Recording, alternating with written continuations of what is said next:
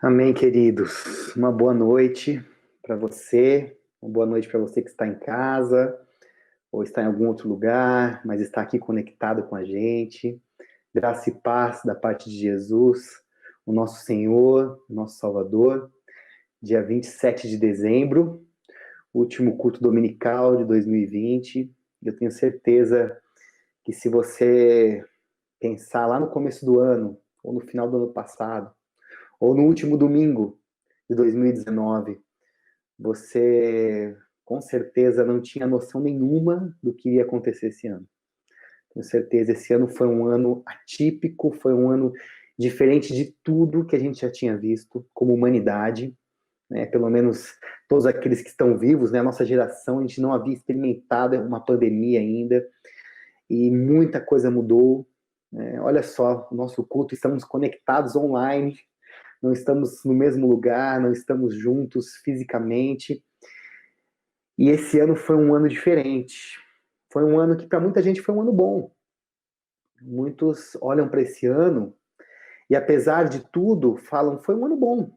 Foi um ano onde eu me aproximei mais dos meus filhos, onde eu fiquei mais tempo em casa com a minha família, onde Deus deu uma guinada na minha vida, eu consegui um trabalho novo, consegui impulsionar minha carreira.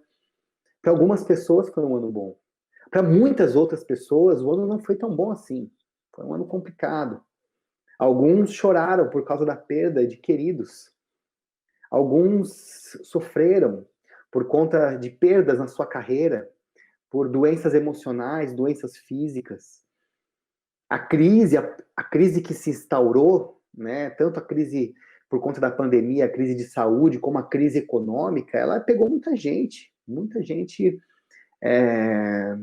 foi prejudicada esse ano, muita gente chorou e tem chorado esse ano, muita gente tem sofrido esse ano. E isso também a gente olha para trás e não imaginava que seria assim. Um ano que foi difícil. E alguns chegam a dizer que talvez seja um ano perdido. Eu ouvi algumas pessoas dizerem isso. 2020 foi um ano perdido, foi um ano que tem que ser apagado da história, tem que ser apagado da minha vida. Foi um ano onde tudo ficou perdido. E eu, sinceramente, irmãos, eu comecei a refletir essa semana, nas últimas semanas, sobre isso, sobre essa expressão de termos um ano perdido, e eu fiquei pensando, será que em Deus existe tempo perdido? Como que a gente pode dizer que um tempo foi perdido se nós cremos num Deus que é o Senhor do tempo, que é o Senhor da história, que é soberano, é um Deus que cuida dos seus, é o bom pastor, é o Deus de todo amor, é o Deus de toda bondade, é o Deus que ama, e ama de uma forma perfeita, de uma forma plena. Será que em algum momento ele deixou de amar, ou ele saiu um pouco da sua posição? Ou será que em algum momento ele simplesmente virou as costas, ou perdeu o controle de alguma coisa? Nós não cremos nisso. Nós não cremos numa realidade assim, onde Deus perde o controle. Pelo contrário, Deus continua soberano. Deus continua amando, continua cuidando. Então, dizer que um tempo foi um tempo perdido, eu, eu creio que não combina com a nossa fé, não combina com aquilo que cremos, não combina com aquilo que professamos com a nossa boca, com os nossos lábios. Nós cremos num Deus poderoso, num Deus que é todo amor, toda bondade, e que a todo instante cuida dos seus, e que a todo instante está com os braços estendidos, cuidando do seu povo.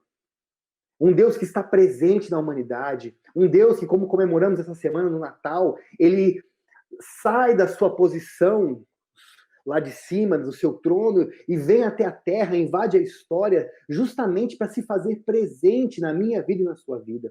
Então, uma pandemia não é capaz de anular a presença de Deus. A crise, por maior que seja, o problema, a doença, a morte, nada é capaz de anular a presença de Deus. Nada é capaz de nos separar do amor de Deus. Ele continua nos amando. Ele continua amando a sua vida, ele continua me amando, ele continua amando a nossa igreja, amando as nossas famílias.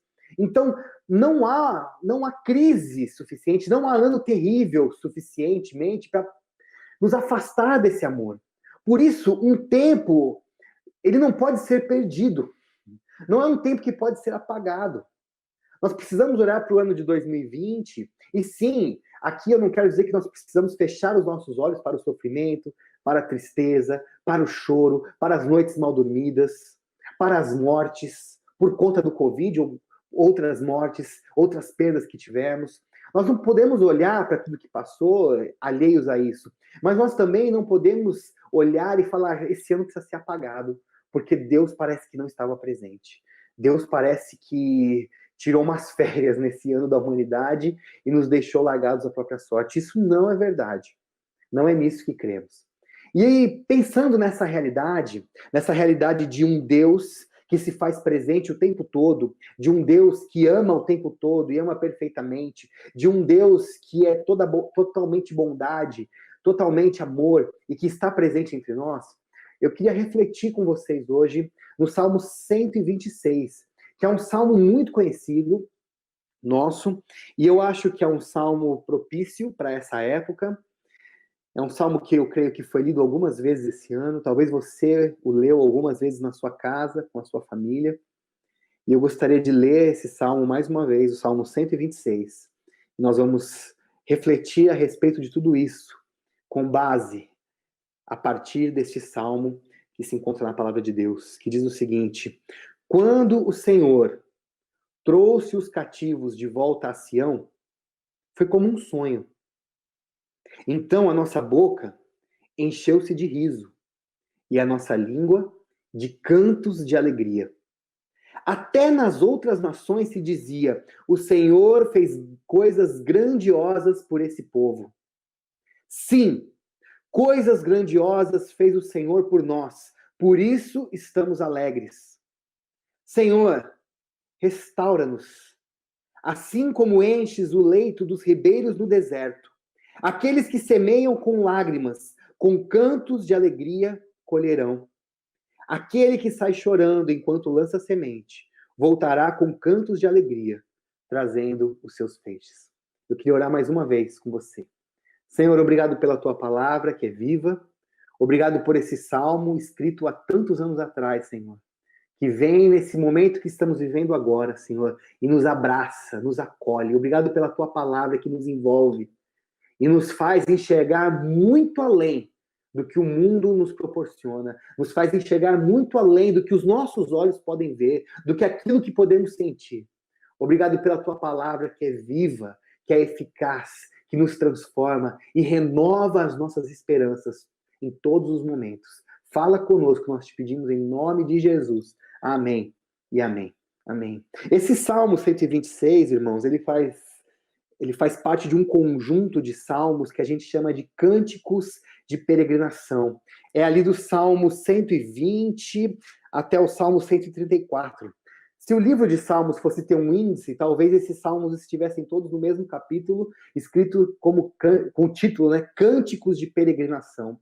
Eram cânticos que o povo cantava enquanto peregrinava. Por que o povo peregrinava? Porque haviam algumas festas que o povo celebrava, que o povo de Deus celebrava, e celebra até hoje o povo judeu, que eram festas que a gente chama de festas de peregrinação. São festas onde judeus do mundo inteiro, eles retornavam para Jerusalém, peregrinavam até Jerusalém para comemorar essas festas. Festas que traziam a memória deles, traziam a lembrança deles, momentos em que o Senhor havia atuado na vida deles. Momentos de livramento, momentos em que Deus estava presente, em que Deus estava atuando. Então, essas festas, esses encontros que se davam ali em Jerusalém, né, conhecidas como festas de peregrinação, eram momentos assim. E esses cânticos eram os cânticos que o povo cantava enquanto peregrinava, enquanto caminhava na direção de Jerusalém, ia cantando esses salmos, repetindo. E esse Salmo 126, mais especificamente, nós não temos aqui quem é o autor desse salmo, mas a impressão que nos dá quando lemos esse salmo é que ele foi composto, é que essa composição ela é uma composição pós-exílio. O povo vive aquele momento do exílio, começa com o exílio babilônico, né, passam ali muitos anos, em torno de 70 anos, e o povo então volta do exílio. E esse salmo, esse cântico de peregrinação, a impressão que temos com o que lemos é que eles estão cantando esse cântico foi feito, foi composto nesse momento pós-exílio. É um cântico que vem e traz esperança, traz alento. É um cântico que, enquanto eles cantavam, eles se lembravam, sim, do que viveram, mas do que Deus estava fazendo na vida deles. Essa canção pós-exílio, né, é uma canção de esperança, mas que ainda possui uma memória das experiências cruéis e terríveis que aquele povo experimentou no momento do exílio. Quem compôs o Salmo 26 e quem cantava, os que cantavam esse salmo enquanto peregrinavam, eles conheciam um lado sombrio da realidade, um lado difícil de crise, uma época da história em que foi uma época terrível, de morte, uma época sombria. Eles carregavam no corpo a memória dolorosa do exílio e nas costas as cicatrizes da opressão. Havia ali, naqueles que cantavam, esse sentimento do que havia acontecido. Eles conheciam os desertos áridos do coração e as noites de lamento e choro. Há pouco tempo atrás, eles se lamentavam e choravam, mas estavam agora experimentando um renovo, um retorno para casa, uma restauração, mesmo que parcial, porque esse retorno do exílio não acontece de uma hora para outra. Ele vem acontecendo, né, durante a história. E aos poucos eles vão voltando para Jerusalém. Mas a experiência do exílio é uma marca muito forte do povo. Aquele povo havia sofrido, havia sido perseguido, havia sido morto. Muitos foram assassinados, as cidades foram destruídas, Jerusalém foi destruída. Começa ali um processo de reconstrução que demoraria muitos anos, mas as marcas daquele momento sombrio ainda estavam presentes. Quando eles cantavam esse cântico, quando eles cantavam e entoavam esse salmo, essa memória deles era ativada. E eles se lembravam do momento difícil que haviam sofrido no período do exílio. E eu queria me voltar para esse salmo com vocês. E queria ler esse salmo com vocês mais uma vez.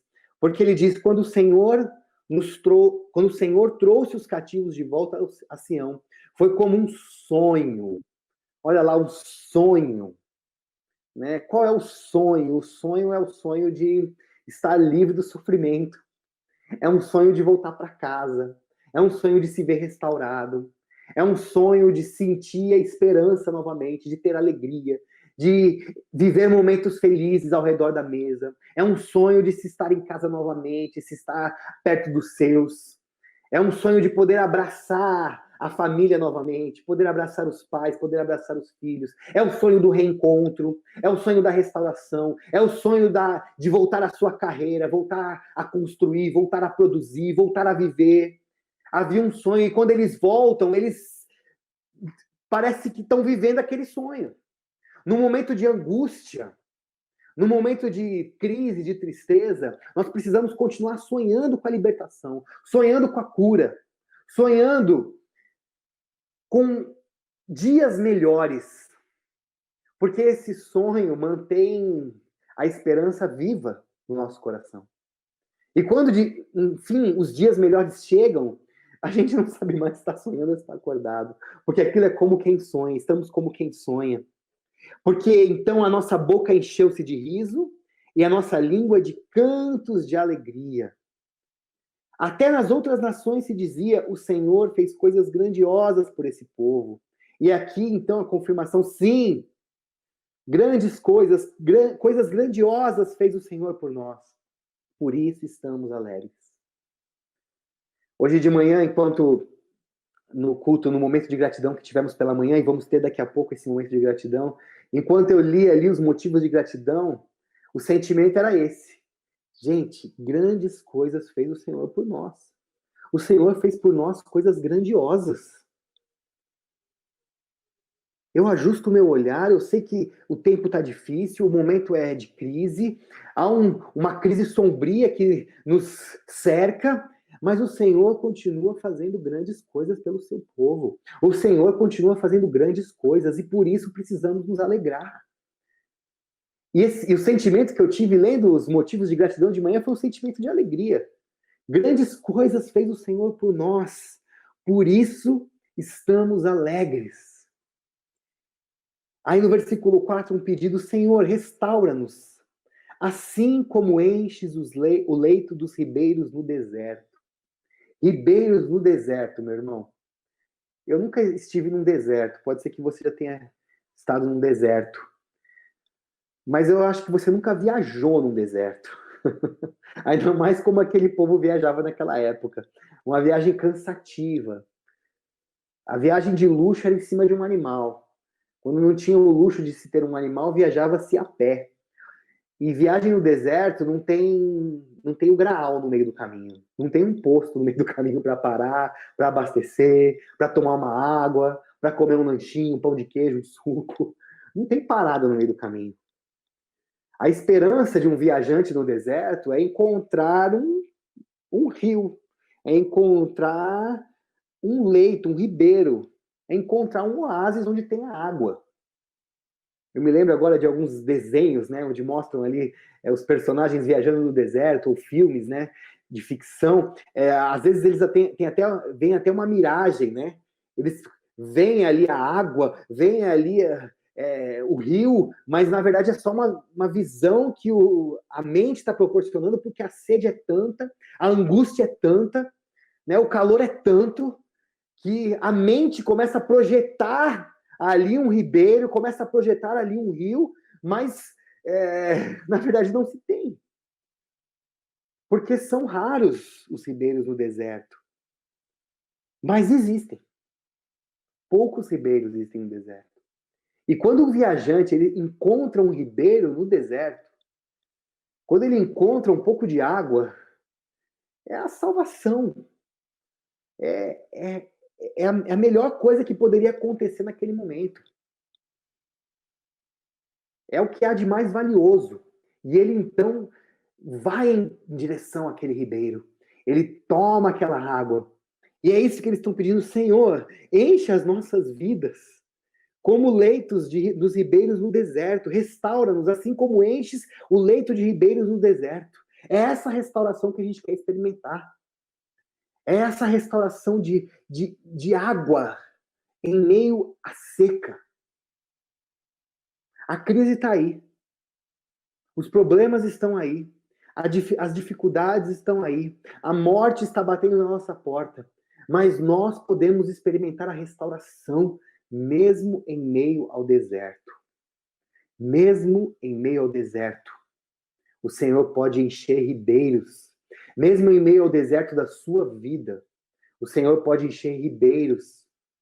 E esses ribeiros podem produzir vida.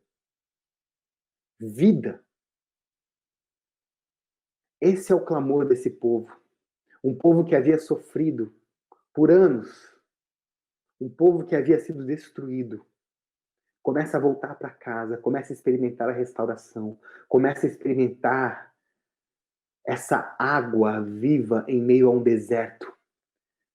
Até então, o que era um deserto árido começa a experimentar vida, porque o Senhor vai enchendo os ribeiros. E o salmista continua: aqueles que semeiam com lágrimas, com cantos de alegria colherão. Quantas lágrimas foram derramadas no momento do exílio? Quantas lágrimas foram derramadas esse ano na sua casa? Quantas lágrimas foram derramadas na nossa igreja esse ano? O que eu quero dizer para você, meu irmão e minha irmã, que me acompanham nesse momento, é que as lágrimas derramadas, elas não silenciam os cantos de alegria. As lágrimas derramadas, os momentos de choro e lamento, eles não silenciam os cantos de alegria. Porque aquele que sai chorando enquanto lança a semente, voltará com cantos de alegria, trazendo os seus feixes. Aqueles que saem chorando, porque tudo que lhes resta é chorar, mas eles não ficam só chorando, eles saem, eles voltam, eles saem semeando a semente da esperança. As próprias lágrimas regam aquelas sementes. E a crise, por maior que seja, o problema, por maior que seja, A tristeza, por maior que seja, a dor, por maior que seja, ela não é capaz de silenciar os cantos de alegria. O povo de Deus é um povo que canta de alegria. E ele não canta de alegria por causa das circunstâncias. Ele canta de alegria porque sabe que existe um Deus que continua fazendo grandes coisas pelos seus filhos, continua fazendo grandes coisas pela humanidade. É um Deus presente que continua atuando. Por isso, o povo de Deus é um povo que canta de alegria, que ecoa cantos de alegria. Por que não dizer cantos de esperança? Enquanto entre nós houver cantos de alegria, irmãos, o mundo saberá que há esperança, porque esses cantos de alegria enchem as casas de esperança. Pode ser que, na maior parte do tempo desse ano, o nosso templo ficou fechado, mas nós usamos o que tivemos na hora, que era a internet, o YouTube, as redes sociais, para encher a casa das pessoas, para encher a vida das pessoas de cantos de alegria, cantos de esperança. Cantos de esperança que apontam para a restauração, que abrem os olhos do homem e da mulher para entender, para compreender que a pandemia não é um fim, que nem mesmo a morte é o fim. Existe um Deus que de eternidade em eternidade está presente e a sua presença nos produz vida. Por isso nem a morte é capaz de silenciar cantos de alegria, cantos de esperança. Nós somos aqueles que anunciam a esperança para o mundo. E nós vamos continuar anunciando. Mesmo que em 2021 a gente não consiga se reunir de novo. Ainda que essa pandemia durasse 10, 20 anos, nada seria capaz de silenciar os cantos de alegria ecoados pelo povo de Deus. Então, o desafio para mim e para você, meu irmão, é cante, abra sua boca e cante esses cantos de alegria. Continue a semear esperança. Eu não estou dizendo que você tem que parar de chorar. Eu não estou dizendo que você tem que parar de lamentar. Se para você foi um ano difícil, então chore. Nós queremos chorar com você. Se para você foi um ano de perdas, perdas financeiras, perdas emocionais, perdas de entes queridos, chore, mas continue semeando esperança, porque a perda, por maior que seja, não é capaz de silenciar cantos de alegria. Deus é um Deus presente, que continua fazendo grandes coisas por mim e por você. Eu e a Poli, a gente estava essa semana assistindo um seriado na televisão, e era um seriado de ficção, de mitologia, e havia ali a figura do Hades. Né? Se você sabe um pouco de mitologia grega, você sabe que o Hades ele é o deus, né, do submundo, do mundo dos mortos. A gente poderia dizer que ele é igual ao diabo para nós, né? Na mitologia grega, ele é esse ser do mal que está ali no submundo aprisionando os mortos. E nessa história, ali os protagonistas eles descem para esse submundo e há uma fala do Hades que ele diz o seguinte: pouco me importa se esse pessoal aí está triste ou está feliz. O que me preocupa é a esperança deles. Na hora, a Poli até falou para mim: olha, é verdade. Acho que o diabo, na verdade, quer matar a nossa esperança. Porque tristeza e alegria fazem parte da vida. Tem hora que a gente está muito feliz porque aconteceu algo bom. Tem hora que a gente está muito triste porque aconteceu algo triste. Mas a esperança, ela continua viva. E é interessante porque nesse seriado, ali no mundo dos mortos, quando esses protagonistas chegam ali para uma missão, né, começa a nascer flores no mundo dos mortos. É muito interessante. E aí o Hades, esse personagem que é o Hades, ele pega uma flor e ele fala: não acredito. Há esperança nesse mundo, né? Eu preciso acabar com essa esperança. E a esperança é esse ingrediente mesmo, né? É esse adubo que faz nascer flores em meio ao deserto, né? Como eu disse agora, né? No deserto não tem flor, mas se de repente aparece ali um ribeiro, né? Começa a haver esperança e começa a brotar flores. De repente brotam até árvores, coqueiros e se formam os oásis. Né? A esperança faz brotar a vida. Mesmo em meio a maior de todas as crises, mesmo em meio à maior de todas as pandemias. Enquanto houver esperança, vai haver vida. E eu queria que você pensasse um pouco nesse ano, e às vezes você pode falar, esse ano foi tão difícil, foi tão duro, mas eu tenho certeza que Deus fez brotar vida na sua vida. De repente é um filho que chegou, né? É uma pequena vitória, é uma cura que você experimentou, é uma amizade nova que você conheceu esse ano, é uma proximidade maior com seu marido, com a sua esposa, com os seus filhos. Veja bem, o ano foi difícil, foi um ano de lutas, foi um ano de dificuldades e de crises, mas ainda há esperança. Ainda há esperança, e essa esperança, ela tem feito a vida renascer no nosso meio. Meu irmão e minha irmã, nesse último domingo de 2020, eu queria te dizer o seguinte: ainda há esperança. Porque aquele que sai chorando, semeando esperança, ele vai voltar com cantos de alegria trazendo os seus feixes. Aqueles que choram, eles serão consolados. Aqueles que semeiam com lágrimas, com cantos de alegria colherão. A tristeza, por mais profunda que seja, a crise, por maior que seja, ela não é capaz de silenciar cantos de alegria. Por isso, vamos nos unir mais ainda como igreja. E aqui eu digo isso para a nossa igreja, para a Liber, para a Igreja Batista da Liberdade. Vamos nos unir ainda mais.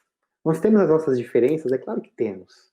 Pensamos diferentes em muitas coisas, mas há algo em comum entre eu e você, há algo em comum entre nós. É que nós servimos a Jesus. E Jesus, ele é a oportunidade da restauração do mundo. Jesus é o elo de reconciliação entre o Criador e a criação.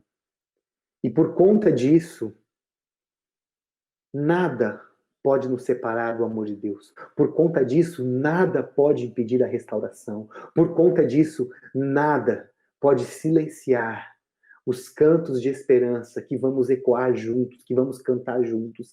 Nada pode silenciar os cantos de alegria que cantaremos juntos, anunciando a salvação, anunciando a libertação, anunciando a cura, anunciando um Deus que está presente, atuando e salvando. Então eu quero te convidar, você que está me acompanhando nessa transmissão, agora ao vivo, ou de repente você está vendo esse culto num outro horário, né, durante a semana, ou de repente já passou até alguns dias e você está assistindo esse culto. Continue esperançando, continue cantando cantos de alegria, continue semeando esperança.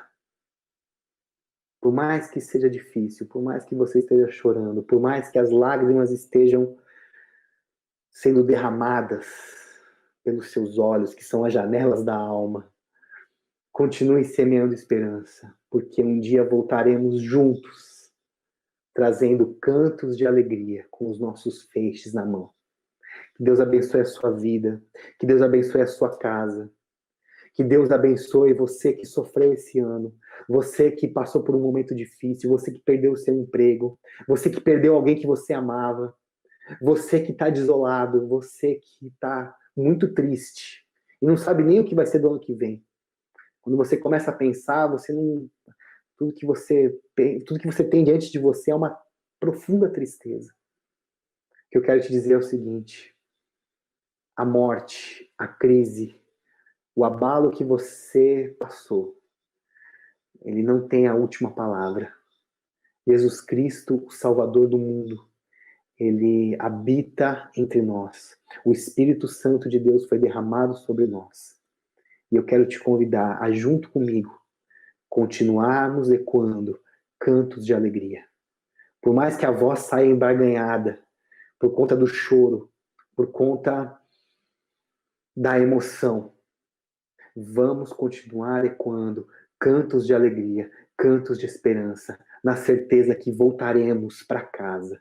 E quando voltarmos, nós estaremos assim como esse povo, como alguém que sonha. Porque a nossa esperança não morreu. Que Deus abençoe a sua vida, que Deus abençoe a sua casa, que Deus abençoe a nossa igreja. Em nome de Jesus. Amém?